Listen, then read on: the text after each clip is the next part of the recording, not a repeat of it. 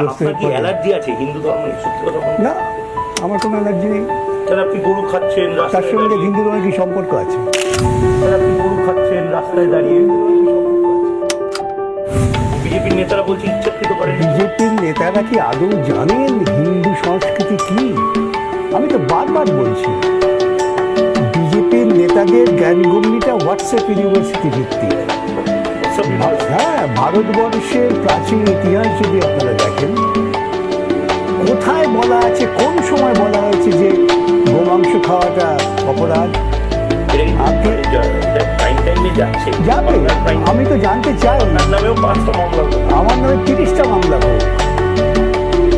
হিন্দুরা গরু খায়নি কখন? কে বলেছে? আপনি শাস্ত্র পড়ুন, বেদ উপনিষদ পড়ুন।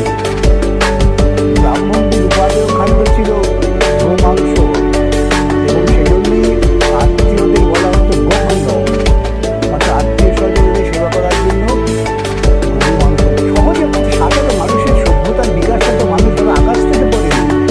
মানুষ প্রতিদিন লড়াই করতে করতে গিয়েছে, তার খাদ্যের প্রয়োজনে যা কাছে পেয়েছে তাই খেয়েছে। এটা তো বুঝতে হবে। সেটা না বুঝে আমি লাফিয়ে উঠলাম। ব্রাহ্মণ্যরা যখন এক জায়গায় তাদের ব্রাহ্মণ্যবাদকে প্রতিষ্ঠা করতে চেষ্টা করলেন যে আমরা ভিন্ন, তোমরা সব অন্তজ। আপনার কি অ্যালার্জি আছে হিন্দু ধর্মে? সত্যি কথা বলুন। না, আমার কোনো অ্যালার্জি নেই।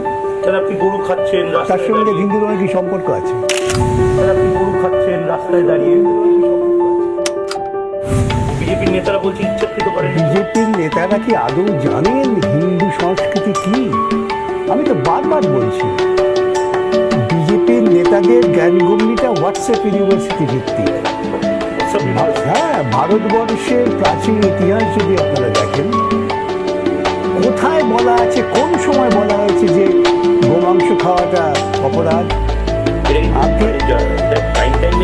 যাবে, আমি তো জানতে চাই। আপনার নামেও 5টা মামলা, আমার নামে 30টা মামলা হোক। হিন্দুরা গরু খায়নি কখন? কে বলেছে? আপনি শাস্ত্র পড়ুন, বেদ উপনিষদ পড়ুন। ব্রাহ্মণদের উপাদেয় খাদ্য ছিল গোমাংস, এবং সেজন্যই আত্মীয়দের বলা হতো গোমাংস, অর্থাৎ আত্মীয় স্বজনদের সেবা করার জন্য গোমাংস। সহজে সাধারণ মানুষের সভ্যতার বিকাশটা তো মানুষ আকাশ থেকে পড়েনি।